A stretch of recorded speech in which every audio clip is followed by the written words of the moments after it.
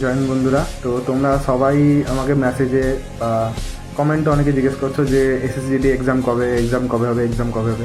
তো অনেকেই এখন দেখলাম বড় বড় ইউটিউবাররা সবাই বলছে যে মার্চের, কেউ কেউ এটা বলেছে যে 9 মাস থেকে হবে, 10 মাস থেকে হবে। তো এখনও কোনো অফিসিয়াল নোটিশ এমনভাবে বেরোয়নি যে মার্চেই হবে বা এরকম কিছু অফিসিয়াল বেরোয়নি, কিন্তু মার্চে সেকেন্ড উইক থেকেই হওয়ার কথা। তো দেখা যায় এখন অফিসিয়াল কোনো নোটিশ বেরোয়নি। তো তোমরা ইউটিউবের নানা রকম ভিডিও দেখে অত বিশ্বাস করো না। তো তোমরা অনেকে আবার এখন ডেট পাওয়া যাচ্ছে না বলে এখন নিজের মতো সুস্থিতে আছে, পড়াশোনা করছো না, এরকম করো না। এই ভুলটার জন্যই তোমাদের চাকরিটা হবে না।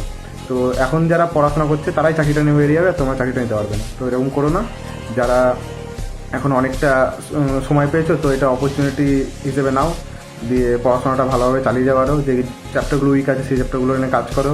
আর মক টেস্ট দাও, বারবার বলছি মক টেস্ট দাও বেশি বেশি, ওইটা অনেক অনেক হেল্প করবে তোমাদের।